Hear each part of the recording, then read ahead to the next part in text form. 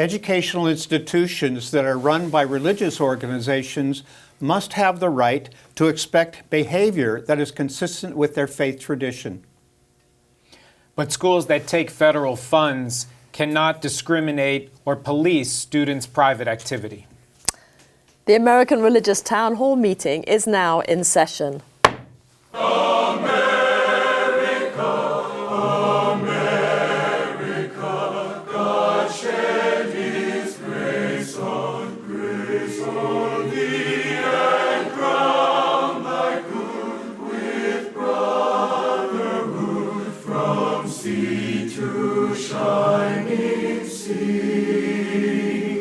Welcome, friends, to the American Religious Town Hall meeting, where the discussion of religious, political, and social issues is meant to promote the cause of religious freedom and to help us better understand each other.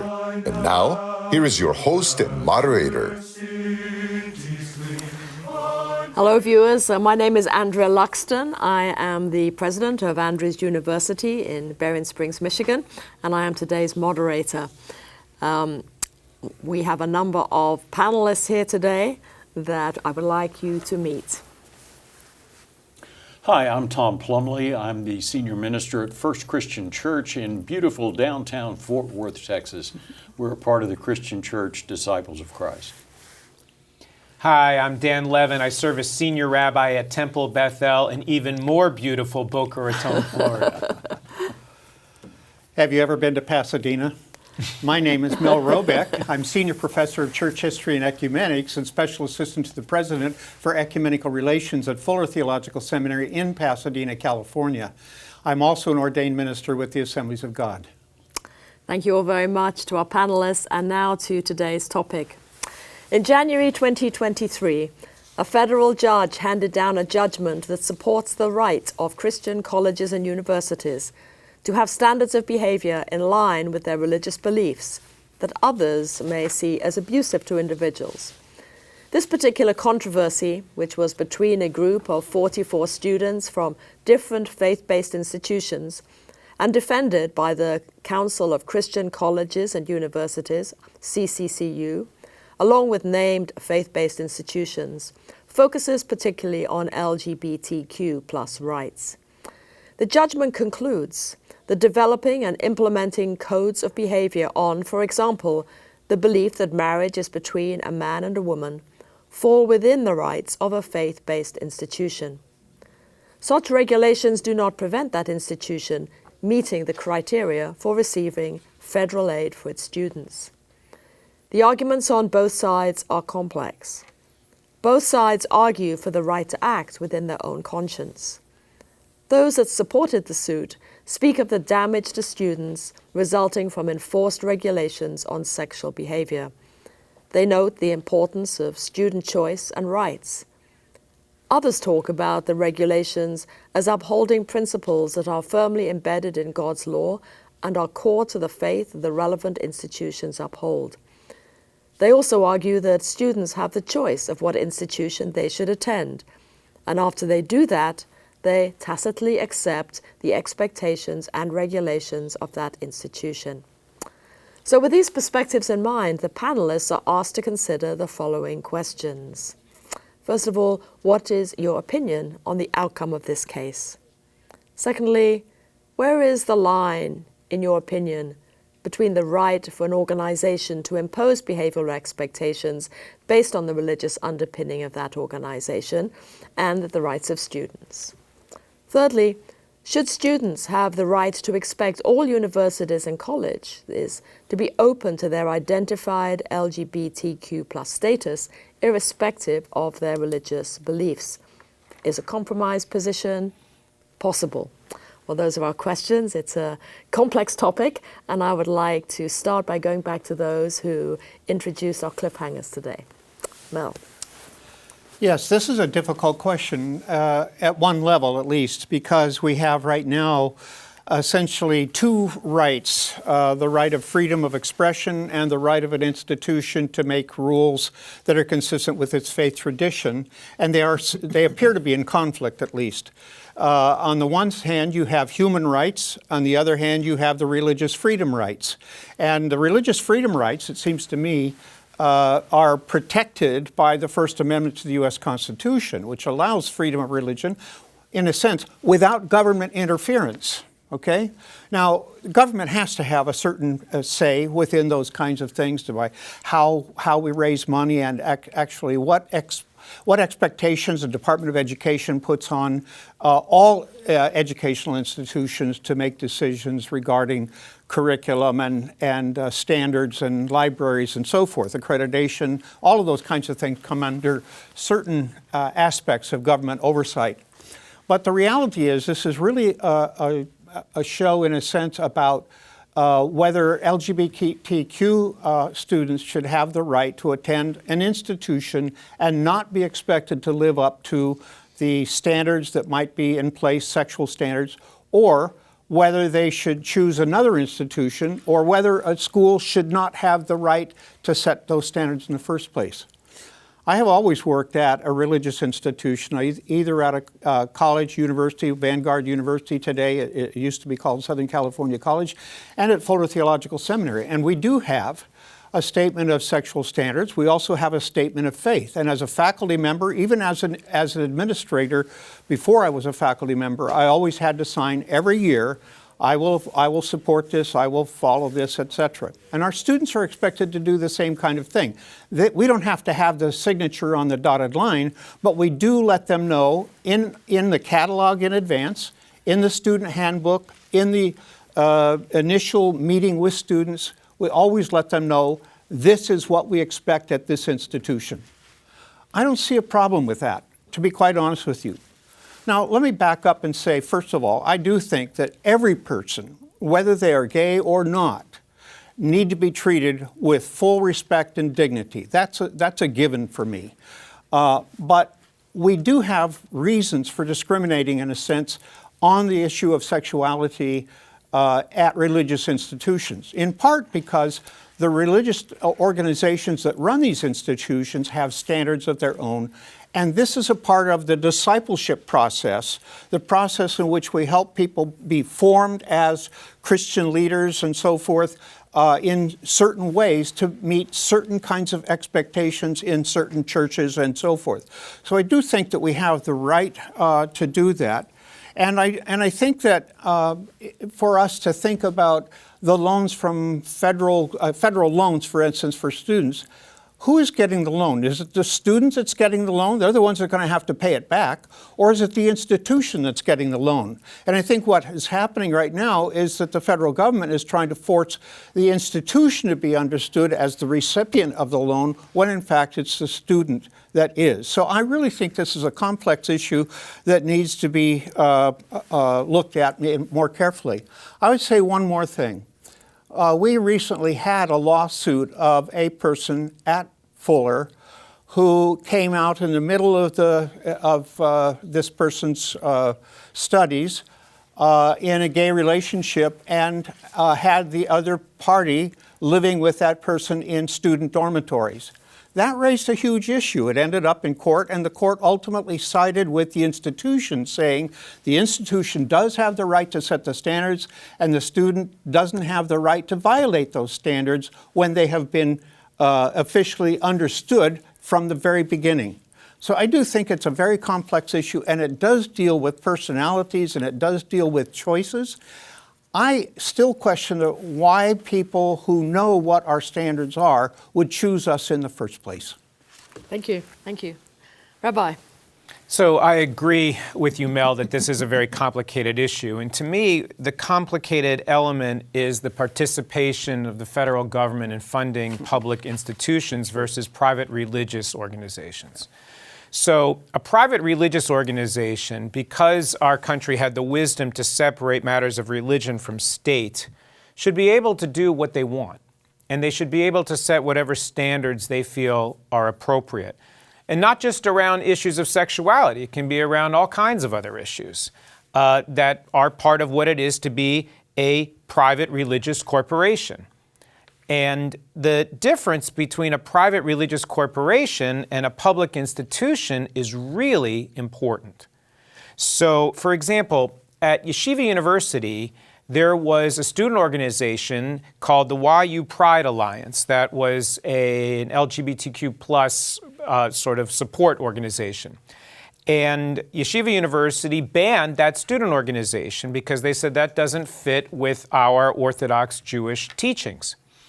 And the students took the university to court because they said, you're not a religious corporation, you're not a synagogue, you're a university. And as a university, you're a public corporation, not public like owned by its shareholders in that sense, but you are a public institution. As a public institution, you have to abide by the New York City law that says you can't discriminate. And the judge, in the first part of that case at least, the case is still making its way through the court system, sided with the students over the university because they said, even though you are an Orthodox Jewish institution, you're not a private religious organization. So a seminary can say, like for example, a Catholic seminary can say, you can't go here if you are married.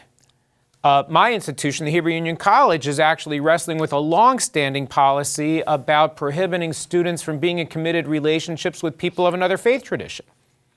So there's all kinds of ways in which private institutions are enabled to do that, so long as they're private. And to me, that's really the most important thing. Imagine, for example, Georgetown University, a Jesuit institution, would start policing whether or not women on campus avail themselves of abortion care, which is clearly in contrast with the teachings of the Catholic Church. Do we really want public institutions to be able to crawl into the dorm rooms and the private apartments of the students that attend there? And to me, it becomes dangerous because when you have public institutions that say we are entitled to discriminate in whatever way our religious sentiments do, then you could start going backwards in all kinds of things that are dangerous. What if a public religious institution said we don't believe in interfaith relationships? Or we don't believe in all kinds of things that we would see as discriminatory. And if a school, for example, like Georgetown University, a Jesuit institution, started discriminating against students' private behavior, you could argue that those students are prohibited from participating in an institution that could well advance their career. There are certain elements of a Georgetown education or a Catholic university law education that are public accommodations. And I think that when you start entering into that public sphere from being a private religious institution, as these colleges and universities have chosen to be, that's where the line, I think, needs to be drawn. Okay, thank you very much. Now, before I pass on over to Tom for his comments, I just want to add something here too, because I think what you've touched on, Rabbi, is very interesting, which is that difference between public and private, and what are some of these religious universities and colleges. From my perspective as president of a religious college supported by a religious organization, we would consider ourselves, and within Michigan, we would be considered a private institution, not a public institution. And the reason we would is because we receive no central public funding that goes towards the university. The funding goes towards the students.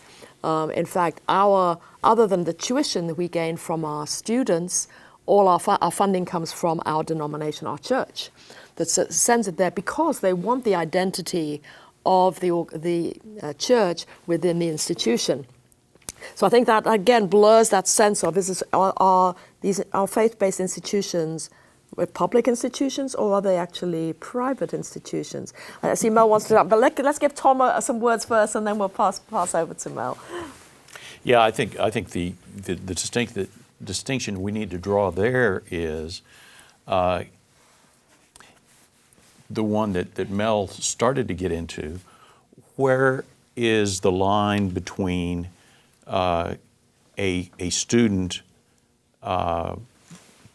being given public funds to go to your school and the school benefiting from that? The school gets more students because it allows students to pay their tuition with this public funding, which in a sense I think, brings the school into a different position regarding Title IX. What we're talking about is Title IX of the Civil Rights Act, which says that no institution that receives public funds shall deny people's rights on the basis of sex, or they shall not be excluded from any benefits of the institution. Now, I also think that Dan and I are fighting against the grain, because the Office of Civil Rights has never denied a claim of religious exemption from Title IX, never to this day.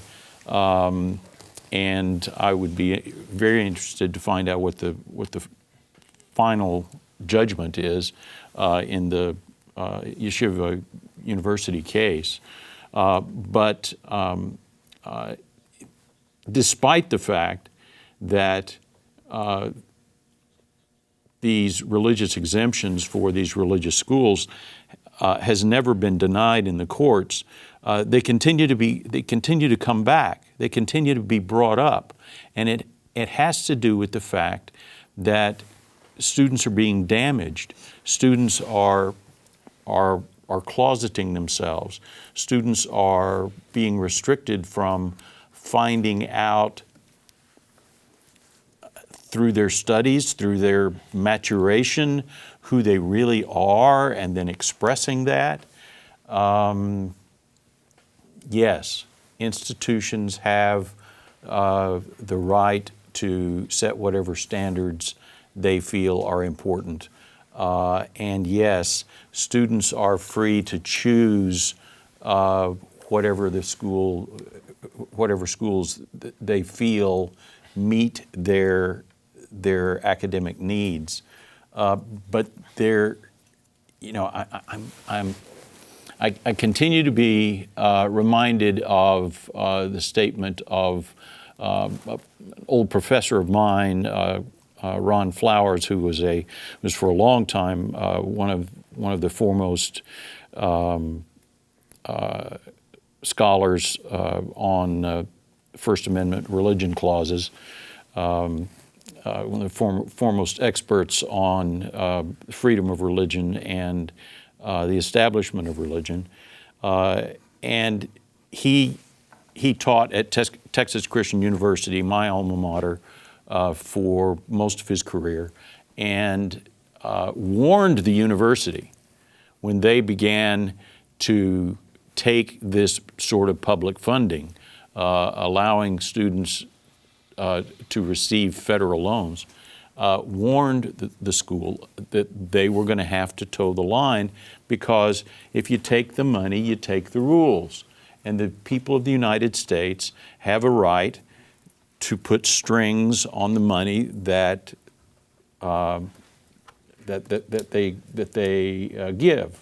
Have the right to set expectations, to expect certain things about the way their money is being spent. And if it is being spent in a manner that discriminates, or in a place that discriminates, they have a right to withhold that funding. So that's, this is a terribly complex problem. I think it continues to come up. It will continue to come up until religious institutions start refusing public funding. Thank you. We are close to the commercial break. In fact, I think it's time for our break. So let's go to our break now, and then we'll continue afterwards. Thank you very much. We hope you're enjoying today's program. If you'd like to learn more about the American Religious Town Hall, please visit our website at americanreligious.org. That's americanreligious.org. There you can read about the vision and history of the program, And we invite you to become a ministry partner, explore our Town Hall Estates healthcare facilities, and view past programs by clicking the appropriate menu buttons. Each week, we look forward to receiving your letters. You may write us at the address shown on your screen. Send your letters to American Religious Town Hall Meeting, P.O. Box 180118, Dallas, Texas 75218. If you have a prayer request, please send it to prayerrequest@americanreligious.org. Thank you for writing and thank you for watching. Now, back to today's closing statements. Welcome back. Thank you so much for joining us today. It's a very complex topic. I hope you've been enjoying our conversation. Please do take note of what you've just heard. We would love to have your messages, your ideas, and we would always want to pray for you if you want to send us requests. Now to our closing comments. Tom. Thank you. I guess for the audience, I would simply want to clarify what Title IX actually says. It says that no person shall be denied on the basis of sex, be excluded from participation in, be denied the benefits of, or be subjected to discrimination under any program or activity receiving federal financial assistance. Yet, it also, Title IX also grants exemption to organizations if adherence would be inconsistent with the institution's religious beliefs or standards. And that's where the issue continues to arise again and again and again, because religious institutions continue to try to police the behavior, the private behaviors of students, and that's where they get into trouble. I think the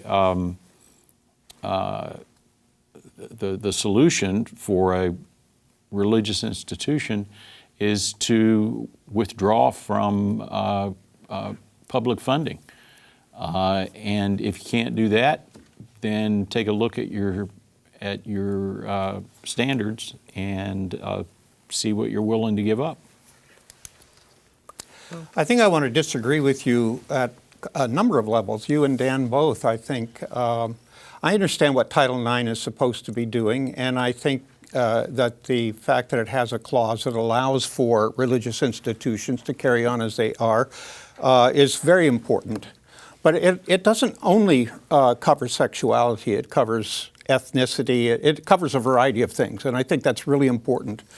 And, in Dan's situation, he's coming from Florida where, of course, in public institutions, they now do not have the right to teach certain kinds of things, especially in African American studies. That's a flat-out discrimination against a certain ethnicity that would be covered by Title IX. So, if you want to take it away from religious organizations, you need to take it away from Florida State universities because of the situation there. I think it's fair to play that thing. There is no academic freedom if they don't have the right to teach what they know better than politicians what to teach. And I would say the same thing is true for religious organizations. Secondly, I would also say that the U.S. government is not opposed to religion, at least theoretically it's not. It certainly is covered, the freedom of religion is covered in Amendment number 1. But it does seem to me that the government seems to want to say, well, you can study at this institution, which we will pay for, but you will not study at this institution because it's religious, period. Okay? You have to make the choice of where you want to study if you want to have funds. And I think that's really dangerous because it puts the government in the state of saying no religion versus any religion.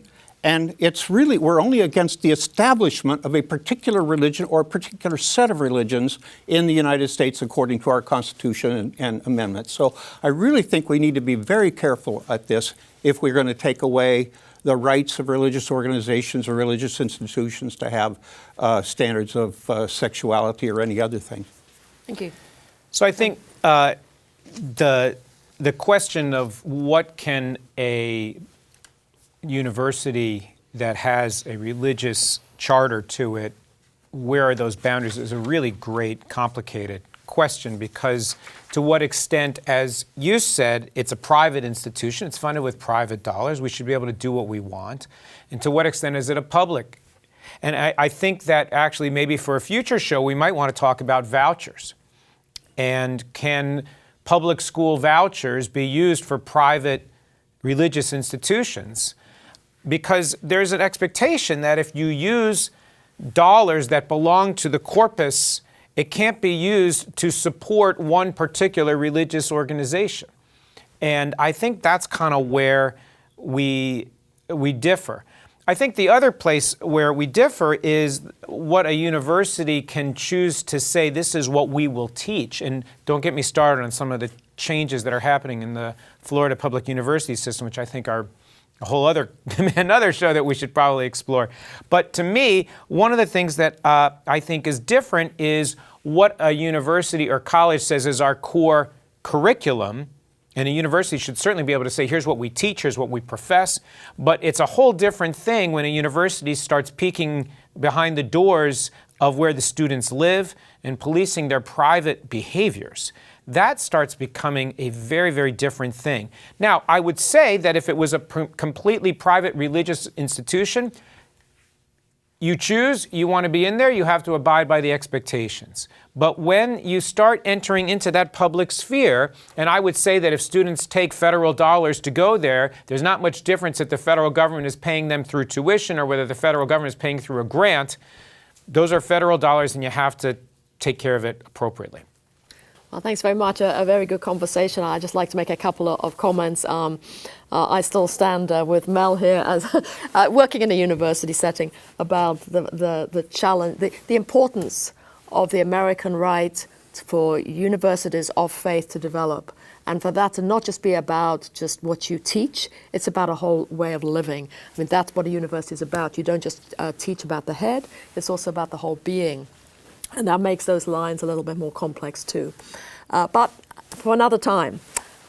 For the moment, the Charter of the American Religious Town Hall provides that Roman Catholics, Protestants, Jews, educators and others may appear on this program and can declare their beliefs without hesitancy. And the rest of the members of the panel will uphold and guarantee that American right to all who will appear, irrespective of race or creed, so that the rest of the world can see that here in America we believe in civil and religious freedom, not only in theory but in reality. And now, friends, until the next week at the same time and over the very same channel, the American Religious Town Hall meeting stands adjourned. And may the God of all of us bless all of you.